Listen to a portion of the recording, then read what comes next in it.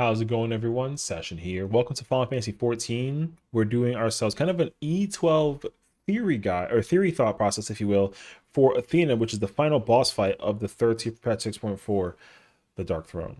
Now, Athena is such a fight by functionality. There's so many questions and so many thoughts, and I think a lot of people have already tried to determine what they might think or expect for this fight to have in terms of commencement, functionality, everything that might be involved with it. Now, this fight is going to be extremely, extremely difficult, and I think that many people are kind of hoping that's the case. Um, I think because like if you kind of go through each of the tiers, with P4, sorry, yeah, with P4, we had Hesperos, and he was fine. He was a very fun fight. I think a lot of people had a lot of fun with the first fight. The first part of the fight of P4 wasn't really too bad. Hesperos was definitely doing his thing. You had Pnax, you had orbs, you had the first introduction to just kind of like getting debuffs and then having to mechanically resolve it correctly. And then, if you get if you see like a telegraph or an attack, it's kind of an indication of what's to come, right? The part two of that is a lot of theatric execution, and of course the full-on idea that like if literally everyone isn't alive during the mechanic, it's impossible to complete. You know what I mean? So I think that's still going to fall into place with this fight as well. You need everyone to always be alive pretty much at all times. It's going to be really difficult to have one person even just remotely stay kind of out of the commission for it, because of how the mechanics function. There is a problem with this fight though that hasn't been showcased, and I think that's going to be a really big issue because we'll see it in Savage, and it's going to surprise a lot of people once they actually get to the Savage variation of the fight.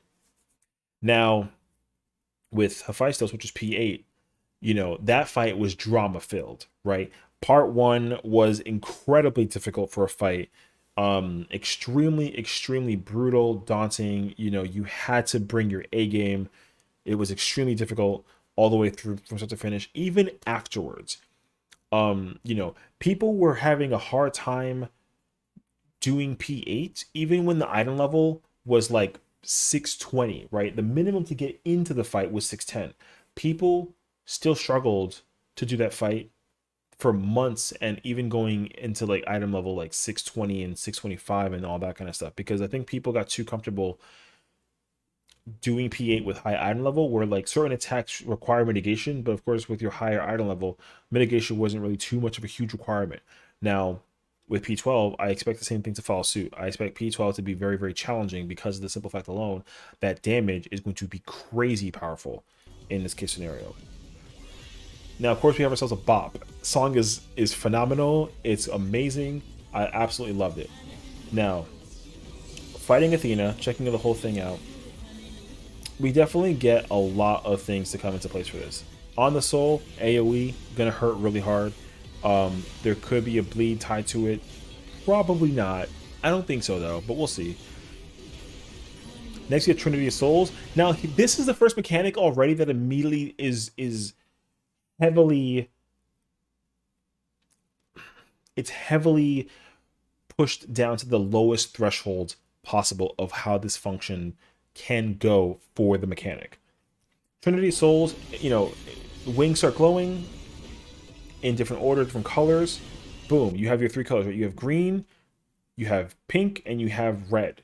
Now, the order is obviously from top to bottom. So you have the top wing first here. Going on this side, it's going to be a half cleave from the left side. Then you have the pink one here, right cleave, and then red one, right cleave. And you'll see it here. But you'll see the issue very quickly. There's the green one, there's the pink one. However, the cleave is still green. And the same thing occurs for the red one. Now, this is already a problem because the wings glow different colors, but the actual output of the glow attack for the cleave is the same color as the first wing. That already should give you the indication that when the second wing goes off, it's going to be a different mechanic altogether. It could be a donut, it could be a point blank, it could be a spread, it could be a stack, it could be literally, it could be anything. But what I can tell you for certain is that with Trinity of Souls, it's not going to just be 3 cleaves going left, right, right, or like right, left, right, or no. It's going to be so much more than just this. Now, even more so, even though it's called Trinity of Souls, it might even do more. I mean, Trinity, but still, it might even do more than just those 3 shots. It might summon something else and then even have those occurring at the same time. So we'll see.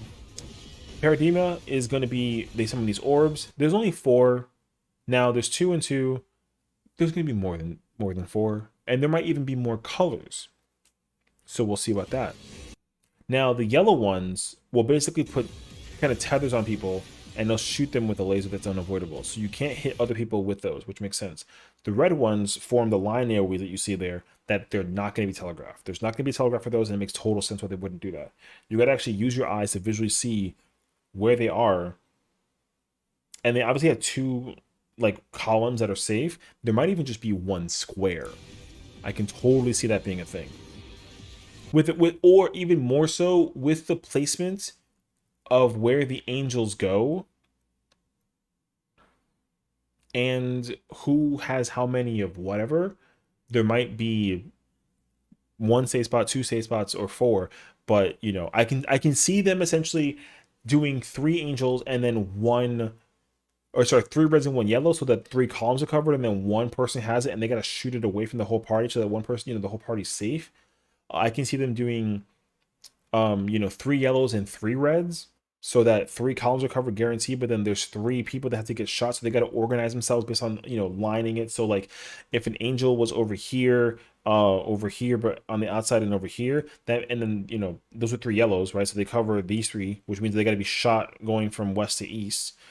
And then 3 reds that cover 3 columns. That means that only 1 safe square exists for everyone else who doesn't have a tether on them. And there might even be a stack marker associated with that too. So we'll see.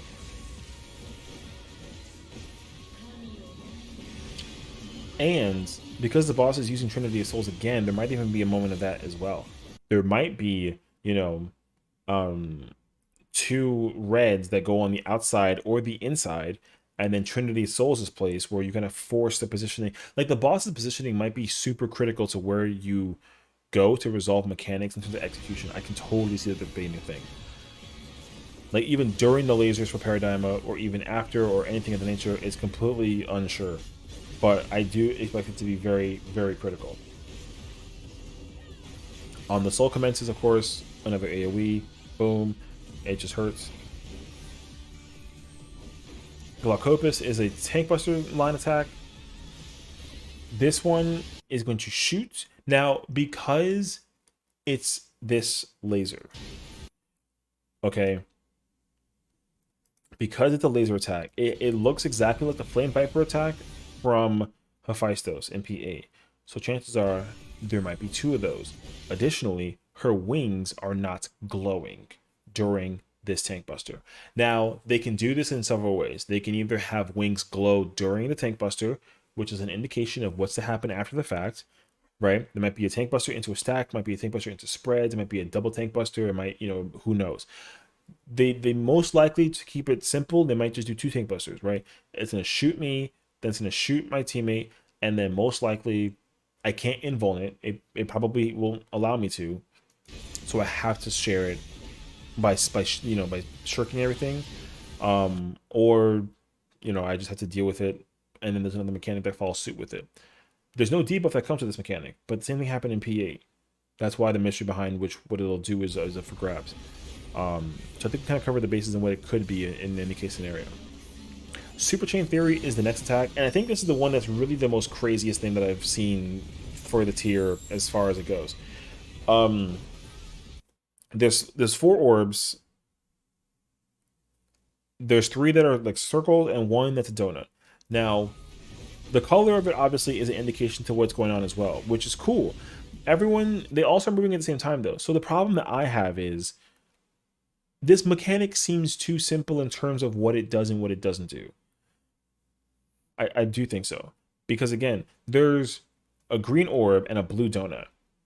But that's not incongruent to the wing colors of Athena.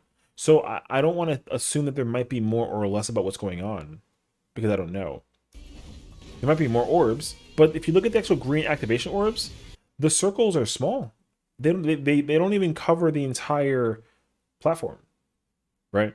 The donut, however, if you look at it again, the donut also isn't insanely big in terms of coverage. See, the green orb, if you literally copy this the cover for this, it literally fits in here perfectly. So here's what I think might end up being the case. Most likely, there's going to be like 8 of these, and they're going to start to slowly like kind of form in one of the intercardinal spots. They will probably change as they go to that place where there are 2 of these instead of just 1 each, and then there's 2 donuts basically. No matter what happens, if you don't go in the right place, you just don't survive. Because literally the donut telegraph attack is so wide, it's impossible to avoid in any case scenario whatsoever. You can't avoid it at all. You have to do it correctly. So I don't know. That attack seems so small by concept, but it's so grandiose in terms of execution. There's so many things that they can do with that, and you'll see it again here. See, now the donuts, one is smaller than the other in terms of the tether, which obviously indicates time in terms of which one happens when. So I tried to kind of position it, you know, although like it hurt, and that was my fault. But the order of it commences in a way, and then Parthenos is going to be a line attack that kind of covers that area, and if you get hit by that, you get pushed back. Which again, that raises so many different kinds of questions. They use Parthenos a ton during this fight. What is it going to be applied to is honestly up for grabs. Here's the thing though, Parthenos seems like an attack that if you literally don't position the boss in a correct place for that attack to just occur, and you don't create space, then there's no survival. Because you're going to see it soon with Unnatural Enchainment. The boss starts removing platforms from the arena. Like, literally starts just grabbing these. If you stand on it during that part at all, you instantly die. So you can't even be on it during that part. And then the platforms just drop. Now, you'll even see it during the other version, during the fight as well. The boss will take 2 platforms, or take 3 platforms. Paradigma. You have these again. 2 columns get covered. 2 lasers get shot. You know, a couple of safe spots. I, being a main tank, got covered, you know, targeted for 1. That's interesting. And then you have Unnatural Enchainment again. And once again, the placement for this literally only leaves you with 2 safe spots the entire part of this mechanic. Now, with Parthenos, right? Again, if I somehow brought the boss facing this way, and if Parthenos is wide enough to cover this entire thing, then my positioning for the boss, if I were tanking, would be completely, you know, irresponsible, and I'd kill my whole party. Because you're seeing it here. She uses Trinity of Souls. And she literally picks the 3 colors again, and they commence. But again, the problem is, like, because the colors are all of the green variation, we don't know what pink and red does. And to me, that's a problem. Because if the platform is as small as 2 of these, and we have it labeled as so, there's no telling what might be occurring during this part. The AoE isn't that big of a deal. That's kind of whatever. Again, it hurts, but it's not too critical. Repositioning the boss, facing back north. Now the boss is already past that 45 or 50% portion. We have ads during this segment. The boss literally does like a Zentetsuken Ultima Blade attack, and then there's ads. Now, I would be wildly fascinated if there's ads in the Savage version. I don't know though. Because this part of the boss's ad phase, if you will, is not really like anything that you've seen in a raid scenario. I mean, definitely in trials, definitely in like dungeons, and even during like alliances and other, but in a raid scenario, like not particularly for like a final boss fight. Like if you go through every single one, there's ads in other Savage 12 fights for sure. There's ads, but in this scenario, all of the ads are the same. To me, that's already a problem because there's four of them. There's only four of them. They're all the same. However, there's different orbs.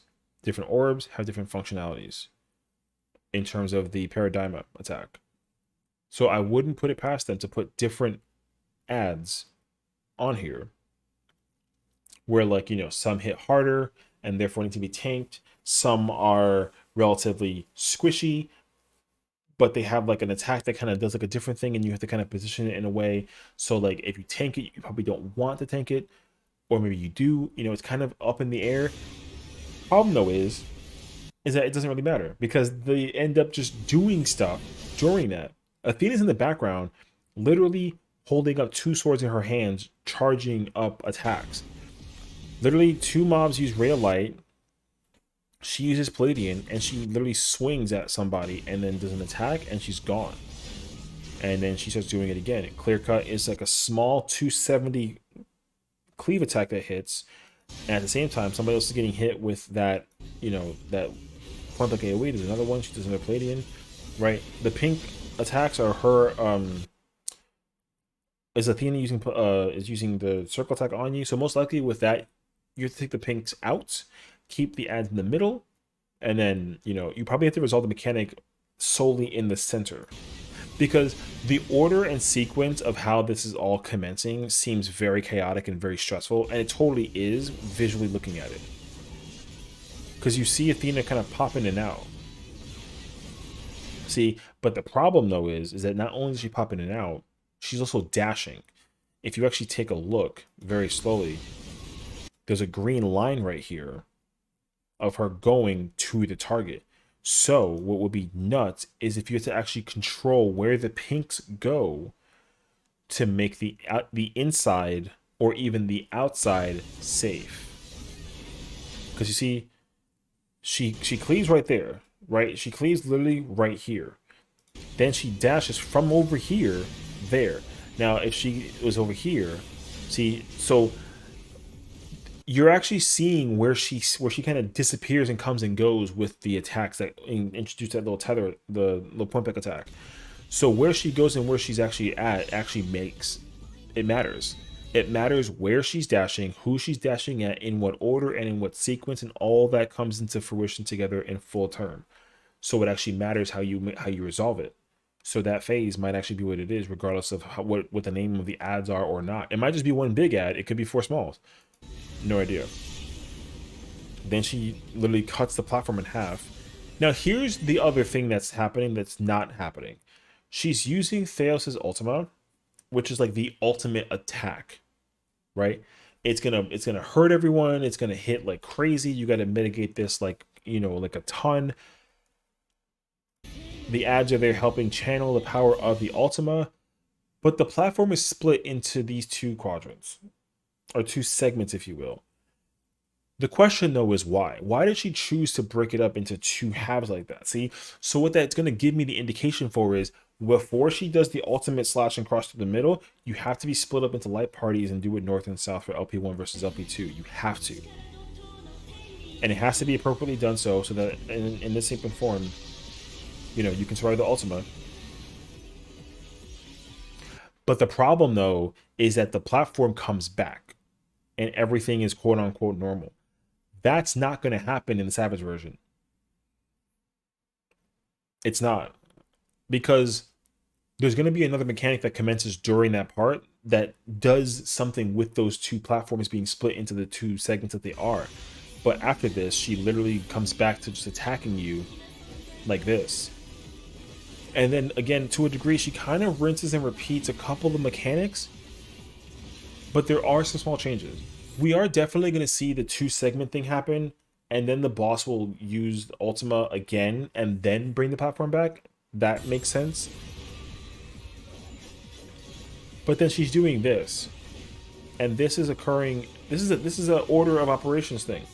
So each of those will explode in different order and sequence, and then she does Parthenos, and then there's a donut. See, so again, we're going to be seeing that, I think, earlier versus kind of like after the Ultima attack occurs, right? Because then she's a Trinity of Souls. So there's another thing that's happening that we haven't had a chance to actually see yet because it's the normal version. Savage version will definitely have something that's even more chaotic and hectic in comparison to what we just bore witness to together. And that makes sense to me. Dialogos is the first time we see a stack marker. And she literally jumps and then there's a spread, right? Which is interesting. Now, and then, you know, I can see that being a thing and making sense, but I can also see that occurring during the segment snap. So when, you know, the boss might do Dialogos and then again each healer or something of the nature, right? And then bounces in two places. And then there's 4 spreads and have everybody kind of spread evenly across the map. Now, the other thing that might fascinate me about this too, because during P8, there's only one mechanic in the entire segment where the boss is untargetable and starts dashing all over the place and doing a bunch of stuff. This fight doesn't really give you the impression in the normal version that that even exists. However, I think that there are going to be mechanics, more than one. I want to say there might be 2, where the boss is not going to be targetable. And it's just about resolving the mechanic. I can see that being a thing. Tank Buster again, you know, might be a hit into another hit. Sure.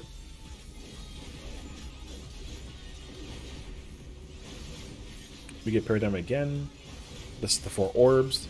They might be different color, might be different kinds. They shoot away. Boss is doing Super Chain Theory in combination with this.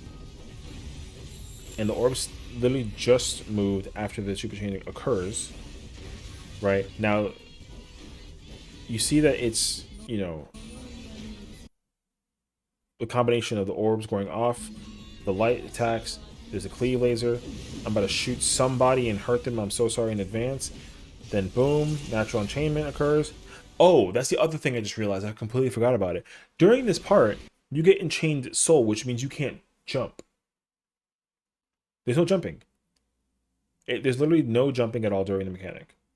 So, but the logic for why there's no jumping during this part, at least to me, it doesn't make sense. It doesn't make sense. There's no mechanic that occurs that requires you to jump or not to jump. So why can't you jump, right? So Parthenos comes out, that's a push, right? But why can't you jump during this part? Now, the theory behind it might be simply put as, you know, they might, instead of, because right now we have 3 platforms, they might take out this one and kind of have it intercardinal. But even though this little diamond spot here is so small, right? Jumping over it is possible, but walking or running over it might not be a possibility. So it might be actually deliberate that they did it this way because the platform might actually indicate a requirement of it being, you know, this one and then the one that's kind of diagonal from it instead of it being parallel. So that would make sense that they kind of force. That's one explanation for why they would force you to not have a jump. The other thing I can think of is that kind of like how Titan was, not that they would necessarily raise and like lower platforms. I don't think that's happening.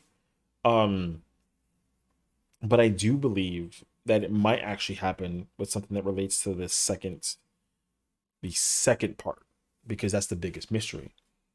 We're about to finish the boss here, and this is only the first phase. This is the door boss. There's going to be a part 2.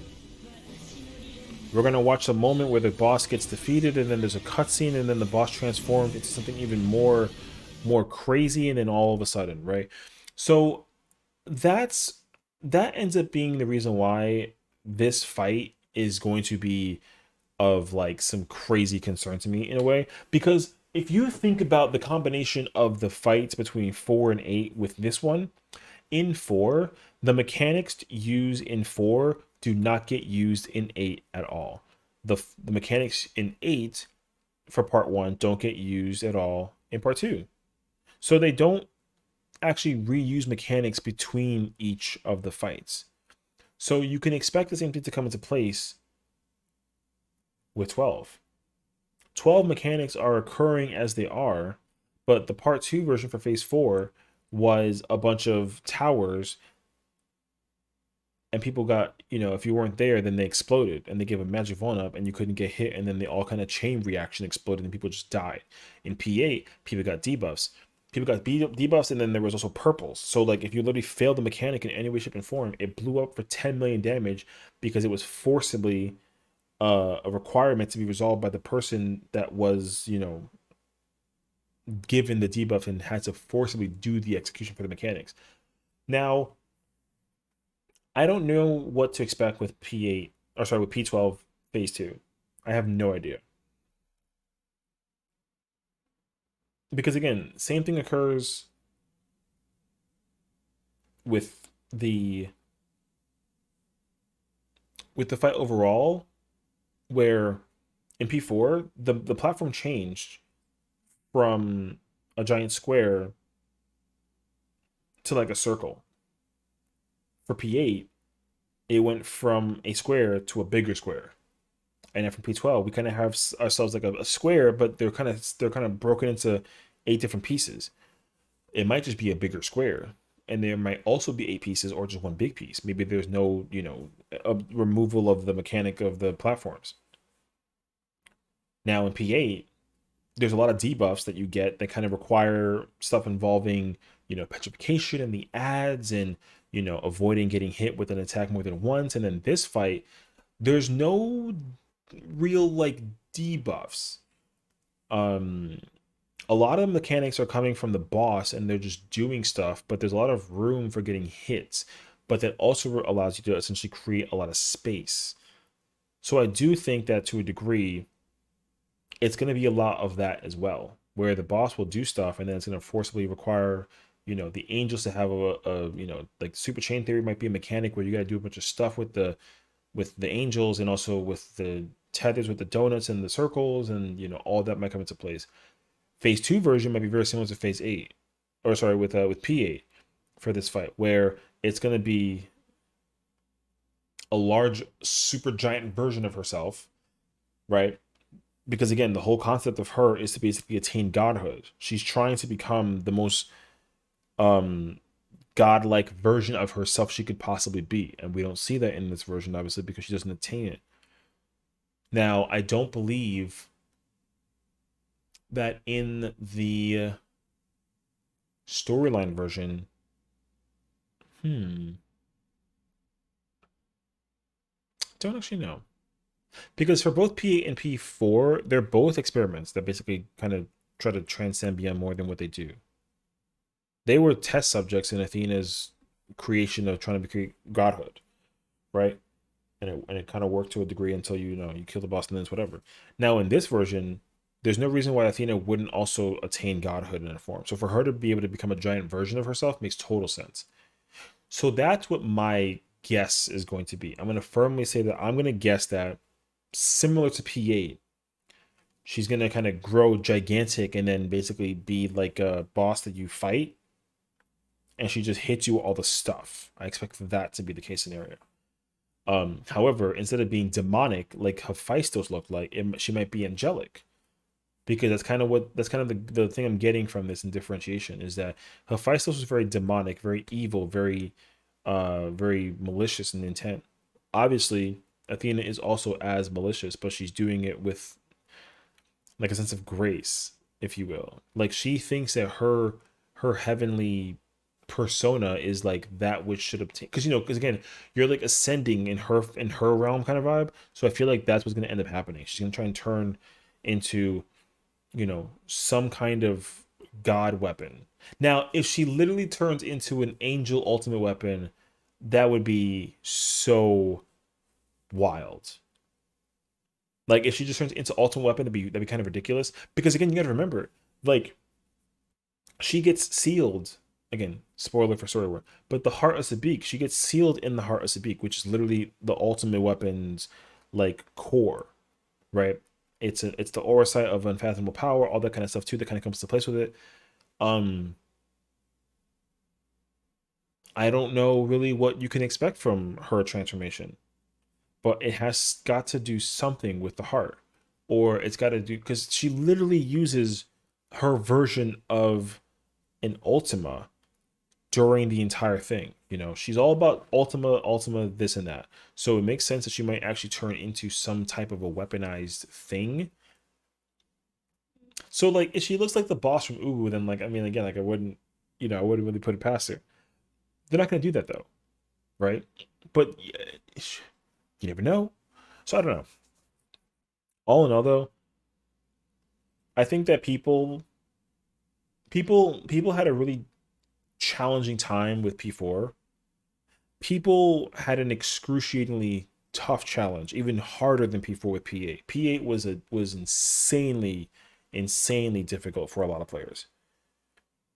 I expect the same thing to come into fruition with P12. I expect P12 actually to be harder than P8, despite because if you think about it from like an outside game and more like an analytical perspective, the systematic function of P8 was extremely um hard pressed, right? P8 was an extremely difficult fight. They kind of hyper tuned it again from a video game perspective, and the fight was very hard for a lot of players. It didn't create the best experience to some players who wanted to try and do it. Um, so people are concerned that they might make P12 easier than P8 in order for it to kind of like make up for how difficult P8 was. I don't expect that to be the case. I think that P12 will still be hard, if not harder, even by like a smidge, compared to P8. In its own merit as well. Because again, P8 and P12 are nothing alike in terms of fights. But in terms of mechanical execution, you know, they're going to completely shift the tide when they do what they got to do in terms of actually beating the fight. So I think P12 will absolutely be an exceptionally challenging, difficult fight that requires time, persistence, execution, a strategy, a plan, and a way to go about it. And that makes sense. And I hope so too. I hope that P12 is in fact harder than P8. I do. Um, I needed to take like a small mental break with P8 because again, getting to phase two was very difficult for me. I had to switch from being a tank to playing as a melee to get my clear, and then I eventually shifted from melee to playing caster. And I'm going to continue that torch and play caster going into this tier. Now, chances are that I might shift away from caster on to something that's a little bit more streamlined for what people are in demand of. I usually play whatever's on demand, and I think that people might want to see like a tank be more of a suitable choice. So like if I'm going through Party Finder, because that's my method of operations, if Party Finder literally is in high demand of a tank on a constant basis, I'm gonna end up switching and playing tank instead of playing caster like I want to. Uh, so overall, I'm really looking forward to seeing kind of what goes about it for the sake of the whole mechanic all the way through. So hopefully we get exactly what we want to and more because P12 as a fight overall, amazing, phenomenal fight. It's so good, and I would love for the Savage version of Phase One and Phase Two, if it's Phase Two, to follow that same pathway. So hopefully we get to find out. Listen, Tuesday, we only have even a week to figure it all out. If anything, based on when this video comes out and the rest of them all, we're doing the fights tomorrow. So I'll see all you guys then, and we'll definitely take a look at it. And of course, once we get our full clear all the way through and kind of go through the bit of it all, we'll do a whole review and kind of further discuss like how we felt about the tiers as a whole and kind of the mechanics and all that kind of stuff too. So we'll definitely find out more about what's to come. So thank you for watching. I'll see you guys in Savage. Hopefully we we get our clears, and I'll see you guys next time. See you later.